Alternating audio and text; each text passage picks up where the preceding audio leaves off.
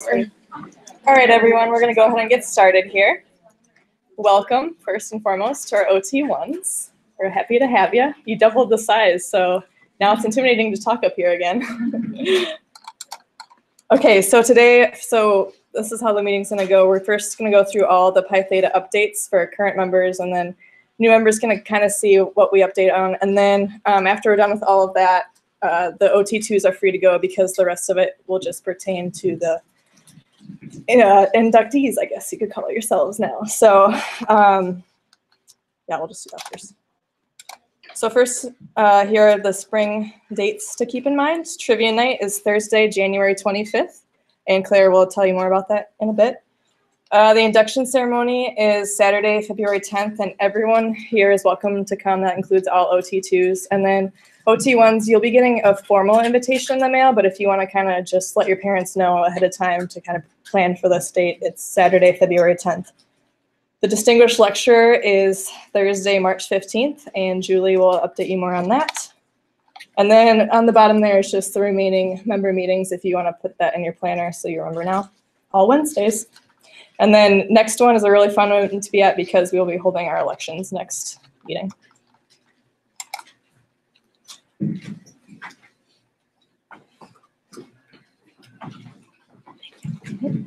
All right. Hi, everyone. I'm Julie, by the way, and I'm in charge of planning the Distinguished Lecture this year. And for OT1s, Neil Harvison is the Distinguished Lecturer, and this is a big event because it's the 10th annual. And in order to kick it off, we wanted to do a Pi Theta cocktail party beforehand, and this would include all current and alumni to just kind of get to know Neil a little bit more and in person, and then just kind of relax before the actual event, which is from 5:30 to 7 p.m. Room is still to be determined, and I will keep you updated on that. And then afterwards, I'll send up a sign-up sheet at the next meeting if anyone would like to go to dinner at Mark's with Neil afterwards. And then also at next meeting, I'm going to ask for a subcommittee just to kind of help with things like transportation. Usually a member picks them up from the airport and kind of drives them around. And he also has a very busy agenda. So just helping him get around and, being friendly to him, showing him the wonderful Creighton ways. And then also helping out with these events.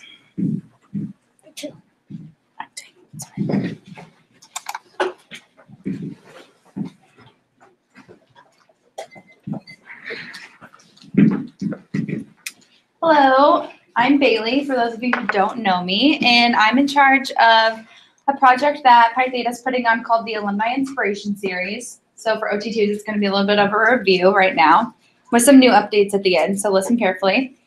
So the Alumni Inspiration Series is a project that Pi Theta is putting on for the President's Award.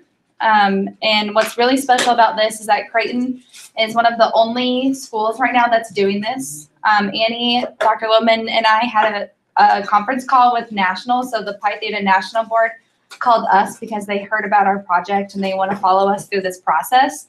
So it's really important that we get people to do this. So what it is it's a collaboration program for, right now we're going to open it up to OT2s and current alumni, and they're going to collaborate about research and scholarship, and just a really great way to get your name out there and to have that relationship with somebody who's been in the field of occupational therapy for a while.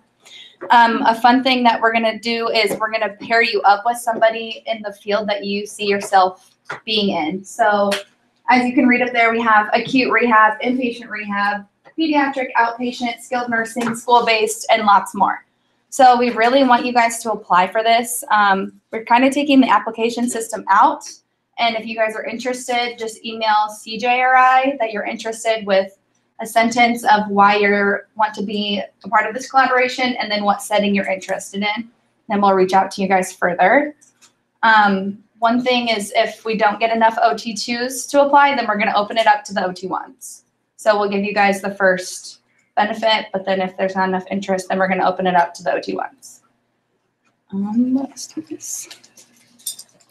I guess some of the people have been confused about the alumni collaboration that you were a part of when you got admitted to Creighton. This is different. This is completely for Pi Theta members only, and you get to have a closer relationship with them, and you get to develop yourself more than just some random person that you don't know. There's people all across the United States that are a part of our alumni. So there's some that are local and some that are far away. So we can pair you up that way too if you would rather do that.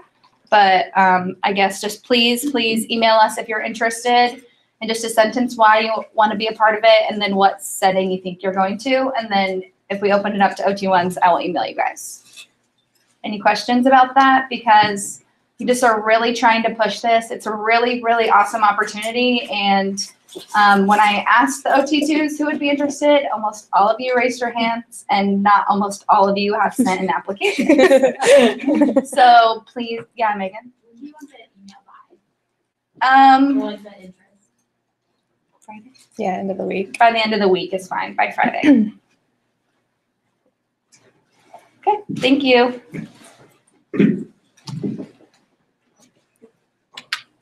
Thanks. Yeah, just clicking around. It's my job.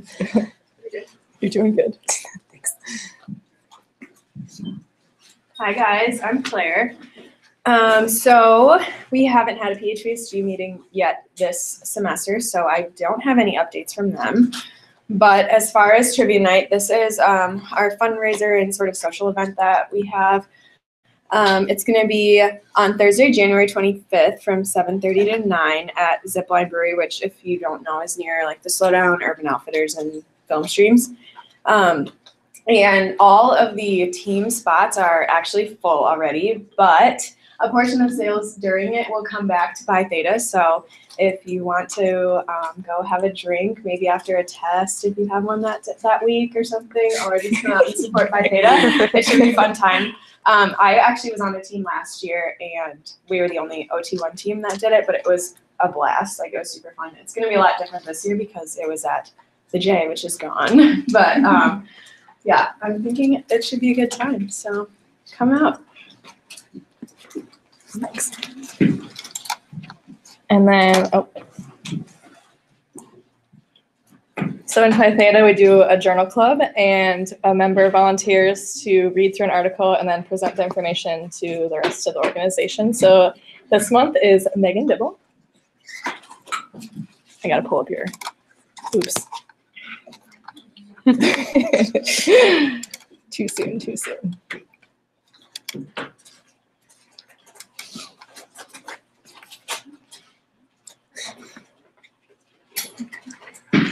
you want to stand, or do you want?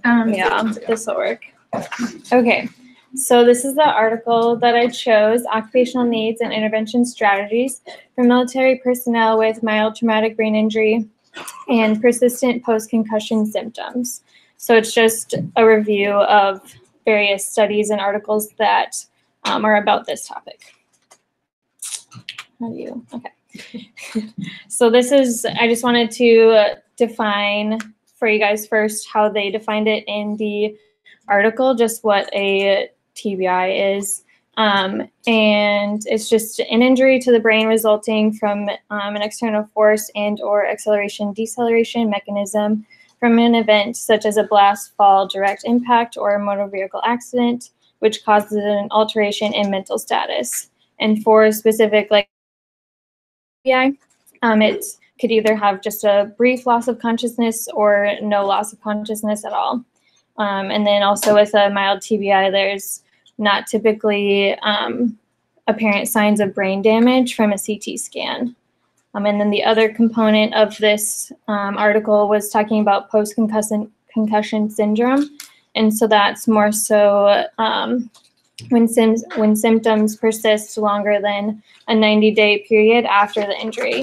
So, I mean, obviously symptoms could be anything such as like a headache or nausea, vomiting, things like that. And then more like the post-concussion syndromes could be anything like the physical with the headaches, or cognitive with the memory, or emotional like depression or anxiety.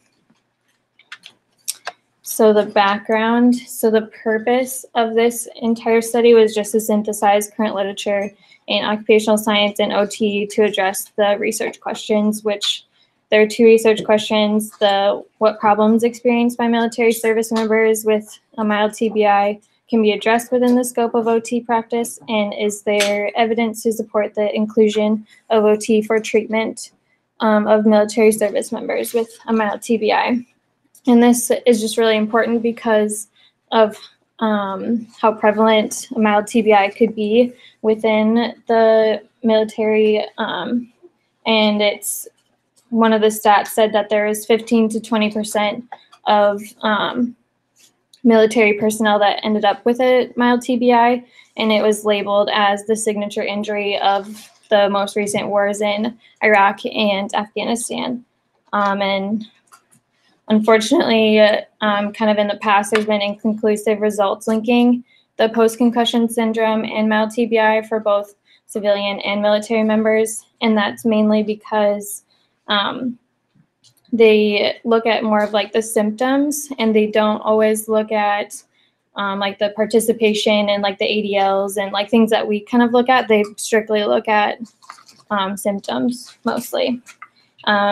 And then it's kind of increased over the years too with the prevalence. So there's been an increase, and from 2000 to 2014, there was over 240,000 reported mild TBIs within the military.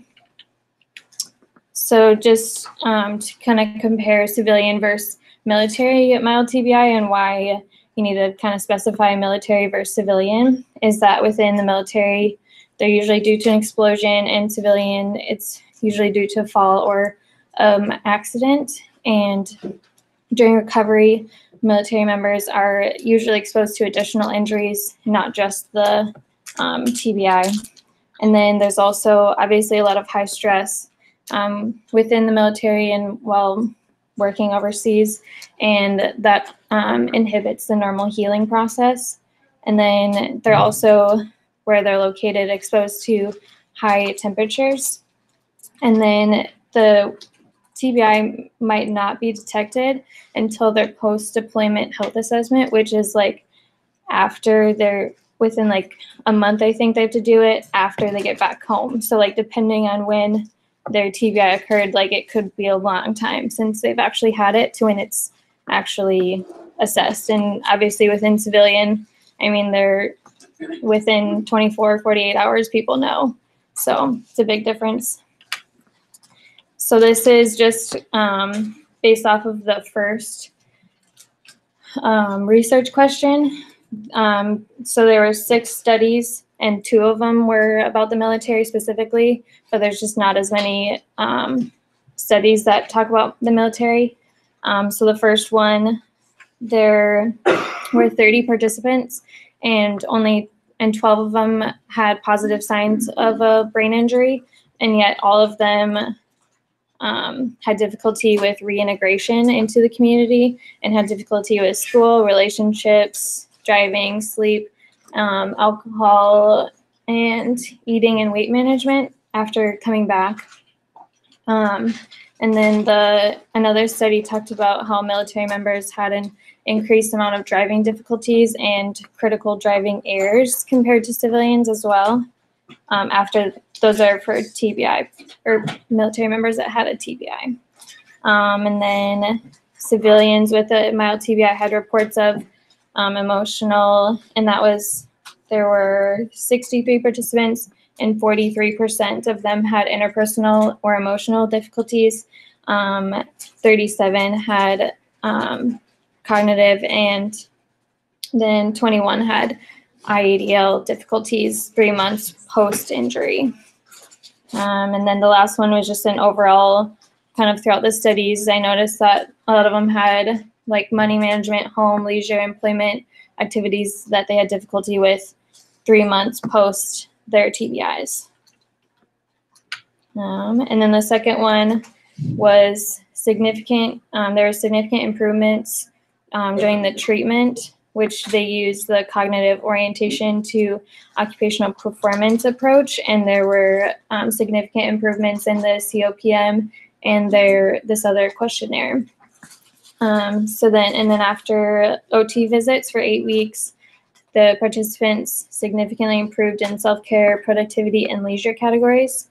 In all of these studies, there were 4 of them, and they were all about civilians. So there weren't any that talked about military and OT and using OT as an intervention method for TBI within the military population. And then just a general clinical practice guidelines for interventions and assessments have been developed for treatment within the military service members, but they do not address OT specifically. It's just a general guideline of here are the things that you can do, here are potential intervention things that you could do, ways to help, but it doesn't necessarily address OT specifically. So just kind of with limitations, there are obviously limited articles about adults and mild TBIs and specifically post-concussion syndrome, and also just the participation of everyday life.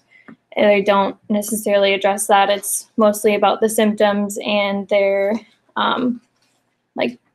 actual brain injury. And then there's not a lot about OT as well. And they didn't really look at the quality of the studies. They were trying to identify more of the gap of where there's a gap in the literature. And then a small percentage of the individuals with mild TBI experience, at least as far as the research goes, but there's also not a lot of research because people don't look into it as much. So as of right now, there's not a high and well-known number of people that experience long-term post-concussion syndrome.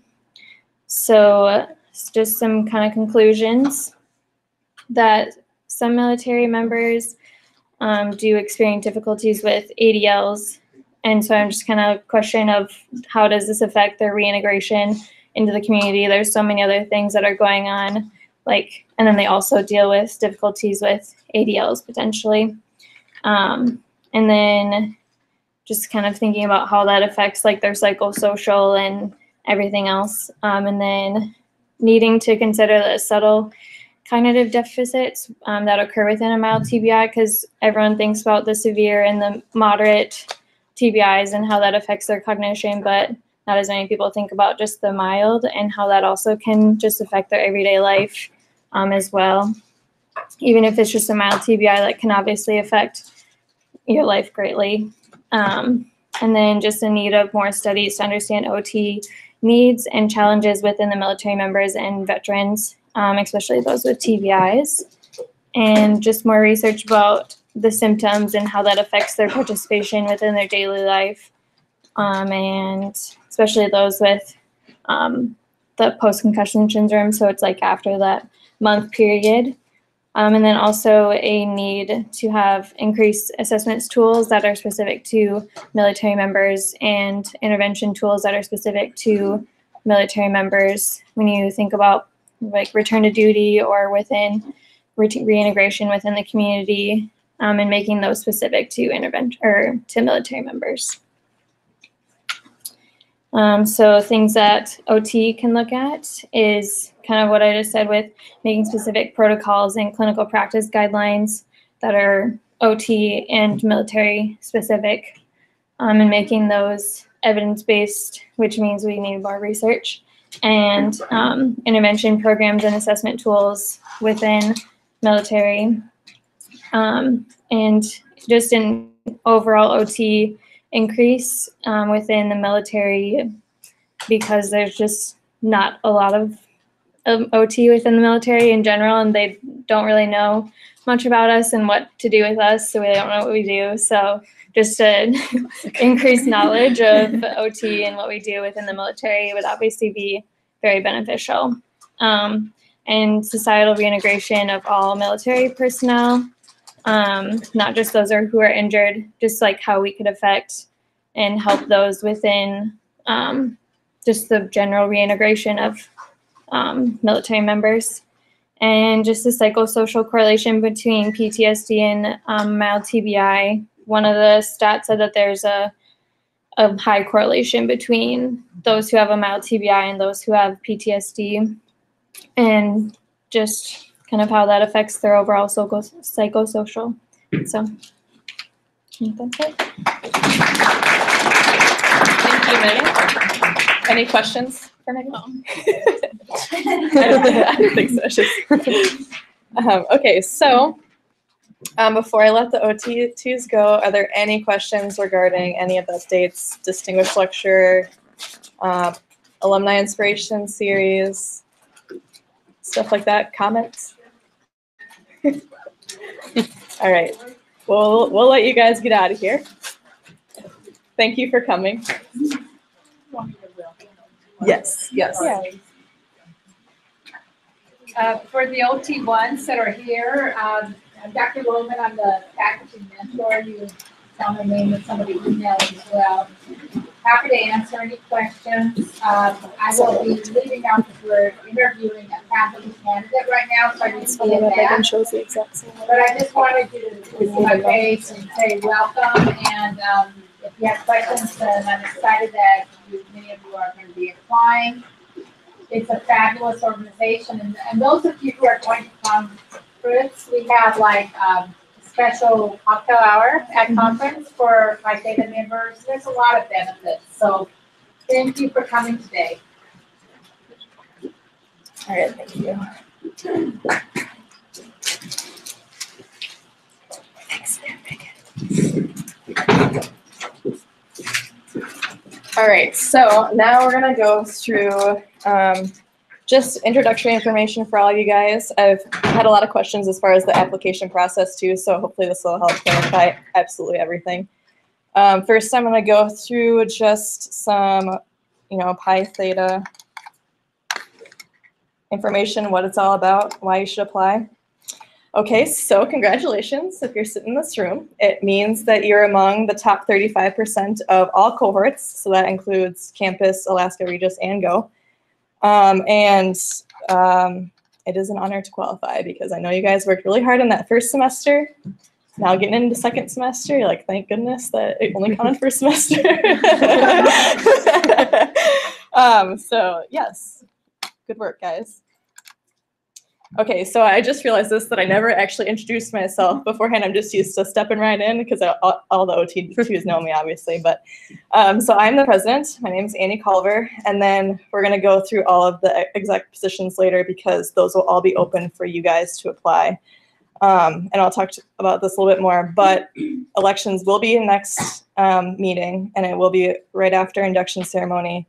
And it seems like a lot, but trust me, it's for your benefit to have a smooth transition into next year. So we'll talk more about that later. So here's the mission statement. I won't read it because you are sitting in here, so I know you're smart and can read it. But basically, we're all about scholarship and leadership, and academics is basically what this organization is all about. We're not so much the how would you say it, like philanthropy type thing. We don't really do volunteering or anything in here. It's mostly about scholarship and stuff like that. So the purpose of Pi Theta Epsilon is to recognize and encourage scholastic excellence of occupational therapy students. So Pi Theta Epsilon is a national organization. It's only occupational therapy, and it is a national organization. So every school in the nation has a chapter, and ours is Alpha Iota, but that information will also come later. To contribute to the advancement of the field of occupational therapy through scholarly activities such as research development, continuing education, and information exchange between student and alumni members, which is the whole alumni inspiration series thing. And to provide a vehicle for students enrolled in accredited programs in OT to exchange information and to collaborate regarding scholarly activities. So like Dr. Lemon was saying, at AOTA conference, there are a few Pi Theta only events where people from our chapter and people from other chapters from different schools all get together, so you can meet other students from other schools also in Pi Theta. And last year, I didn't know this until I got there, but you get a name tag with your name and university and stuff on it, and then you get flags that you can put on your name tag, and there is a Pi Theta flag that you can put on your name tag, so that's really exciting. you should see there's some people that just have like their name tag takes up this much space, and then they have like a whole list of ribbons just hanging from their tags. But anyway, you'll see that this year. Are most of you planning on going to conference? OT1 wise? Yeah. Okay.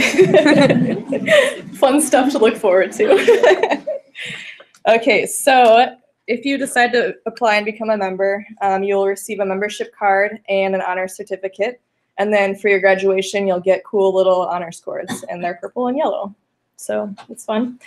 And then you can get Pi Theta pins. And I honestly don't really know what that is, but apparently that is a thing. So, and then you'll receive a quarterly issue of the Scroll and Pen, which is basically like the OT practice stuff, but it's Pi Theta only.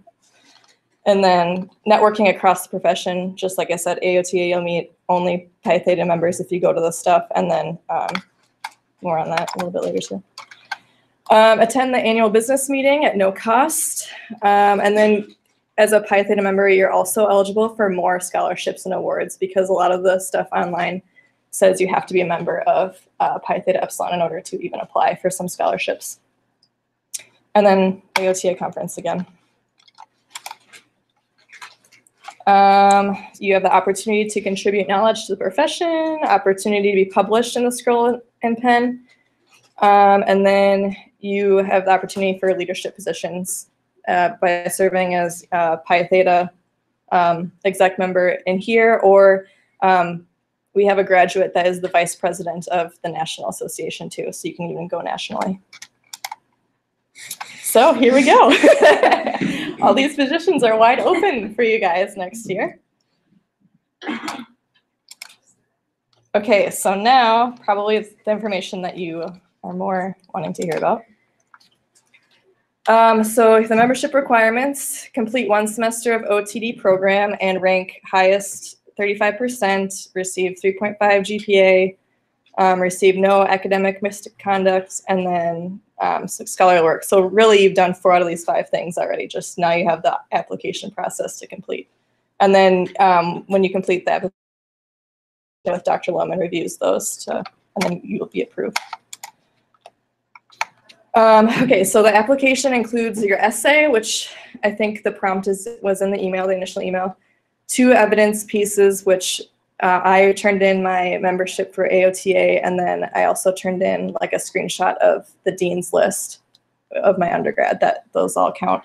And then your scholarly work, which I've received a lot of questions on, but I think there's another slide for that. So the essay, how Pi Theta Epsilon would benefit you and what attributes you possess that you feel would benefit the Honor Society. Any questions on the essay portion? Pretty straightforward. Evidence, membership in professional organizations, like I said, AOTA or NOTA or whatever state you may come from if you were a member for them. Any scholastic recognition or awards, this can all come from undergrad. Evidence that papers have been submitted or accepted to local and national meetings and publications, and then documented leadership for organizations or community activities during your undergrad years. And then you need two pieces of evidence. And usually they're just screenshots or pictures of whatever may be proof of it. Any questions on that? Yes. So if we do our AOTA card, you said you didn't want like our name, so we just black out our name. Yep, black out your name. Yep. Yes. And then for like the leadership proof, like a picture of like an event or something, is that like proof now? Yeah, I'd say an event, and then if you want to supplement with, were you like a exec member or a leader, and yeah, just state what you were and maybe like 2 sentences on how you were involved in that or what you did to make that happen or whatever. Yeah. And then, but blacked out name for that as well. And then this one is probably the most confusing: written scholarly work, which makes it sound really intimidating, but really it's not. Anything goes that you wrote in last semester. So your 302 professional development plan totally counts. And then you can use your research and needs assessment. However, you just need to let us know what portions you wrote yourself. And that can be done by highlighting paragraphs, telling us which page numbers you did, anything like that. Questions on that? Okay, I probably answered all your emails about that already, so.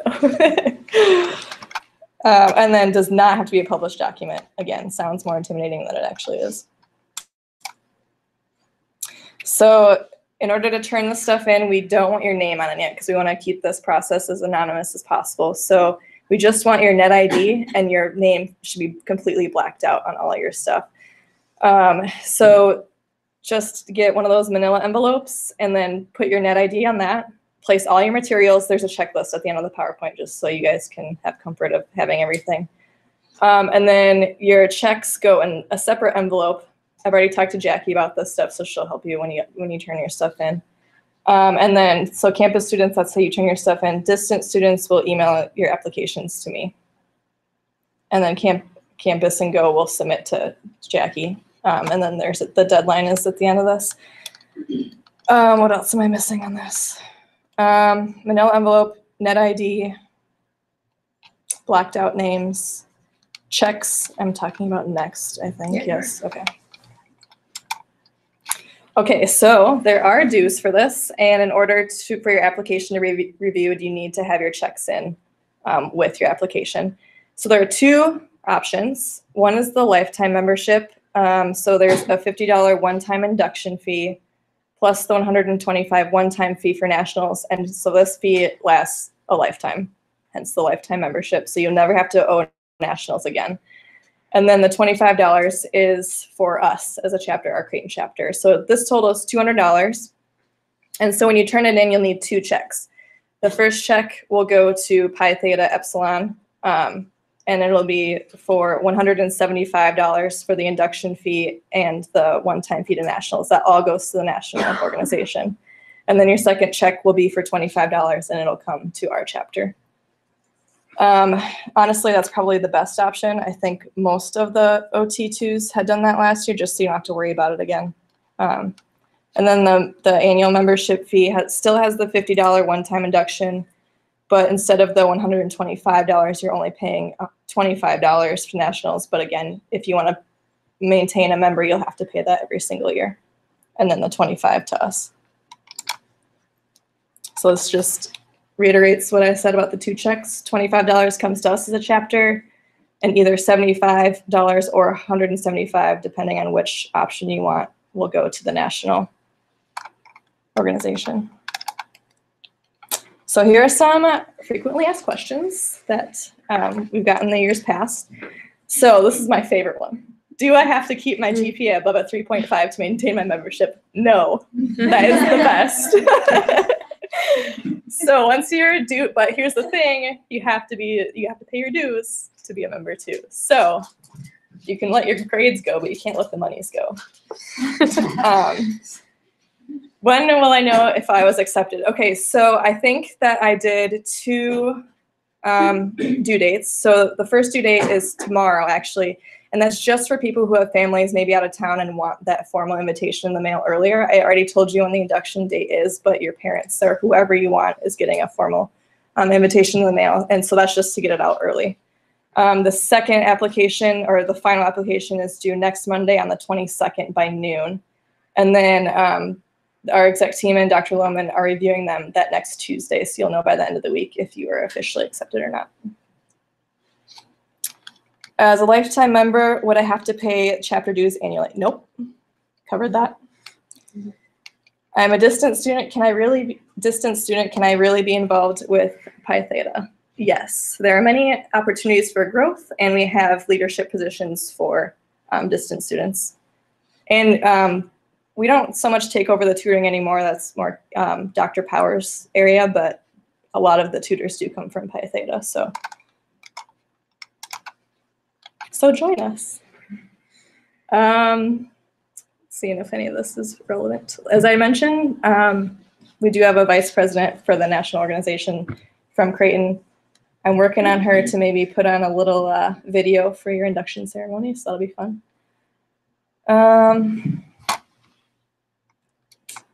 Yep. So here are the important dates. Again, the early application is due tomorrow.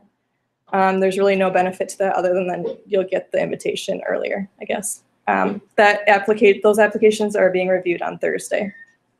And then all applications are due by 1 p.m. Next Monday.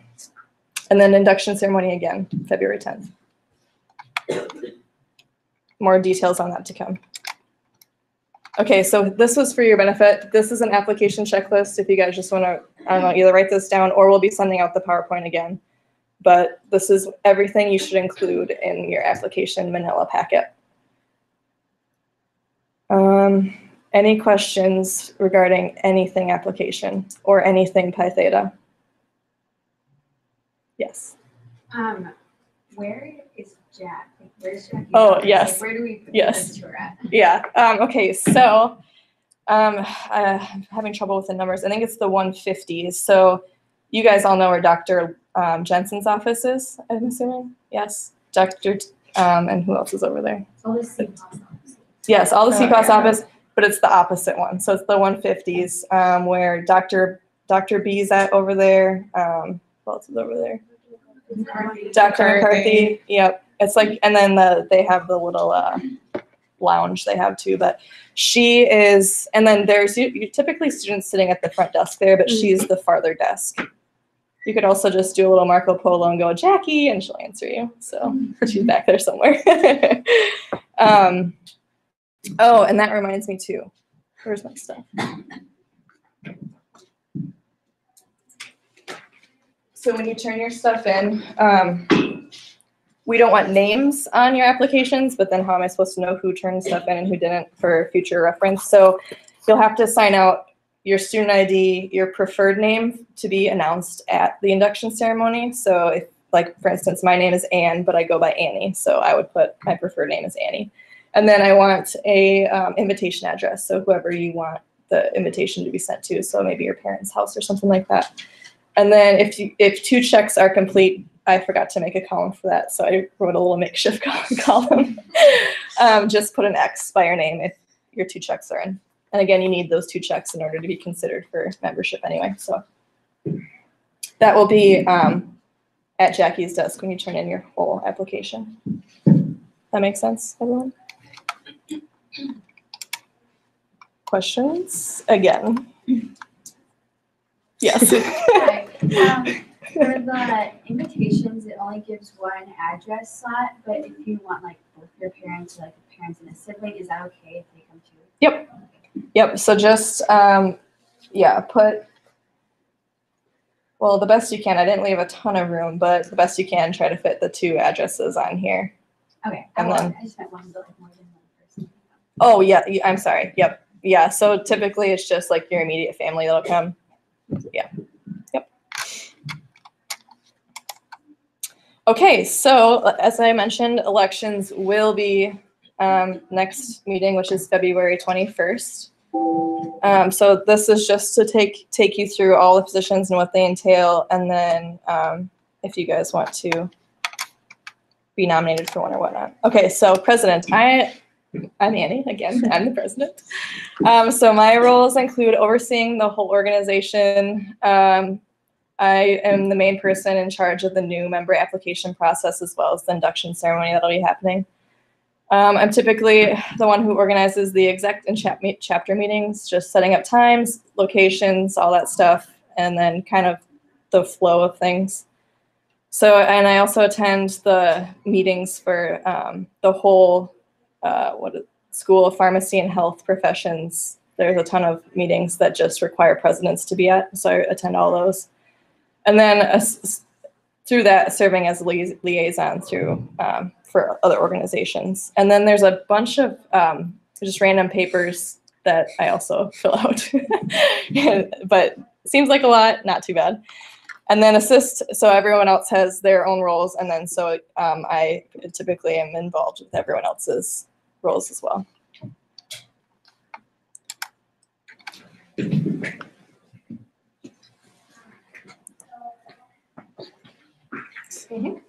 Okay. Hi again. I'm Julie, or Julia, I guess, this year, all of a sudden. No, just kidding. Okay. So I'm vice president, and basically my roles are to assist Annie with whatever she needs help with, along with the rest of the exec board.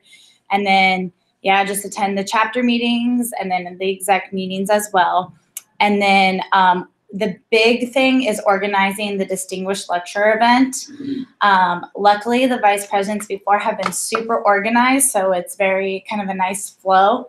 But there's been a lot of changes this year. So Dr. Lohman has been super helpful, so you really get to know her as well. But yeah, it's definitely a fun time, that's for sure. Yes, I forgot to add the Dr. Lohman piece in there. So I work very closely with Dr. Lohman, and you'll get to know her more this summer, but she is a hoot and just a gem, so she's fun. Probably have meetings with her every week about just about, maybe more than that too. Right now more than that, but yeah.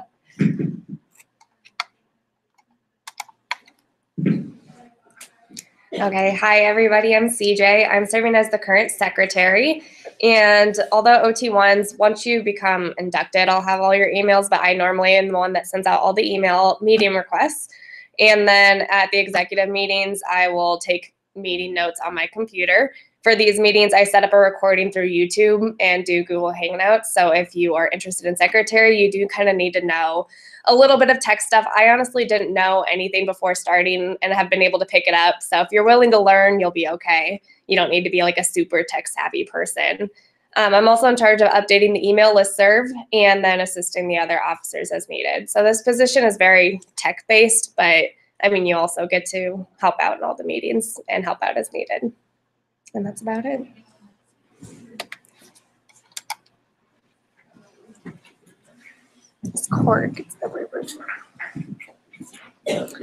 Hello, everyone. My name's Megan. I am treasurer for Pi Theta. My duties just kind of are typical of any treasurer. I'm sure you guys were all in leadership positions in undergrad or a part of some organization.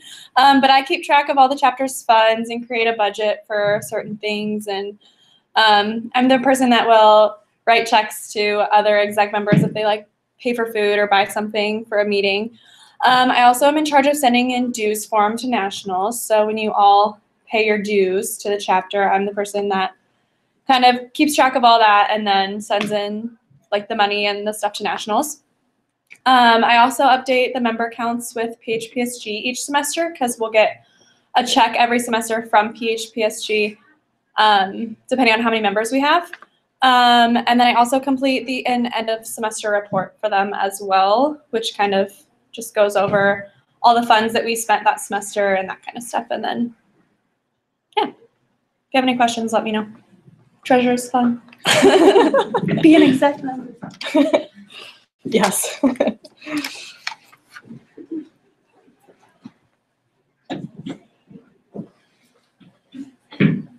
Okay, it's me again. I'm Bailey, and I'm the historian, and some of the historian's jobs are to update and maintain the CU Involved website. Annie and I kind of have tag teamed it, / Annie does a lot of it, so you just work a lot with the president too, with the CU Involved website and things. And then we collect nominations for the Star Award, which will be presented at the Distinguished Lecturer. And then we also send updates to AOTF for the Pen and Scroll.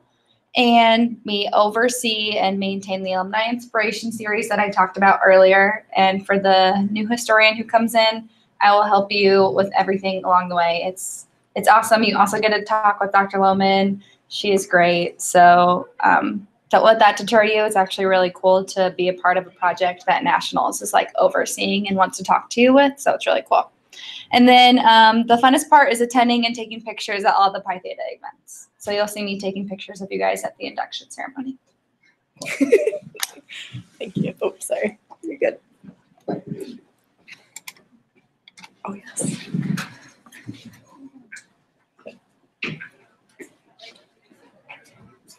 Okay, hi again, I'm Claire still. So I'm the PHPSG rep, which all the clubs and have a PHPSG rep, so you go to the PHPSG meetings. You'll be able to say it if you become the rep. And so with the meetings, there's lunch every time, so you get free lunch, which is a bonus. Last year meetings were every week on Thursdays. This year they were bi-weekly, and to be completely honest, is a little unorganized this year, so I'm thinking maybe they'll go back to weekly, but it's really not that bad. It's just Thursday lunch hour, and like I said, it's free lunch. So then I would make announcements about Pi Theta events that are going on when I go to those meetings. So had they already had a meeting this semester, I would have announced trivia night and said, sign up, but they didn't. But then I come back here and I tell so all the other organizations say what their updates are and what events they have going on. So I come back here and tell you guys what's going on so that you can attend their events too. And then let's see. Oh, so the PHPSG lunches that they have, every organization gets drawn out of a hat whether they get a fundraiser that year, and we have gotten lucky and have had one the last 2 years. It was a little stressful because we got the first one, but it's really actually easy, and you just pick what you're gonna do for your lunch and get volunteers and you make money. And then the trivia night too is planned by the PHPSG rep. So it's really not bad. It's fun, and then you work along with Megan with all the money stuff too.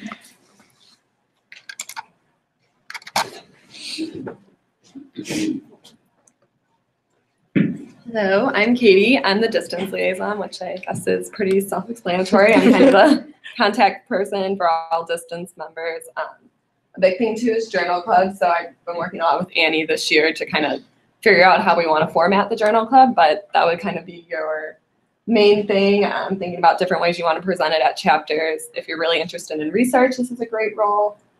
Yeah, and just kind of advocating for, recognizing distance members. Yes, Claire? Do you have to be a distance member to be the distance liaison? No, Excellent anybody question. can be the distance liaison. Yeah, everybody is welcome to be the distance liaison. If you're interested in it's a lot of communication via email and just making sure everybody knows what opportunities are available. Okay. We do have a Go rep this year. She was not able to attend this meeting, so I'll just go through her roles real quick. So she is the liaison for Go students mainly, and just a part of the exec team and updating the Facebook page. But I didn't even know we had a Facebook page, to be honest. So maybe whoever is the next Go rep, you bring that back. Bring the Facebook back. Add an Instagram, maybe even a Snapchat. Who knows? Possibilities are endless here.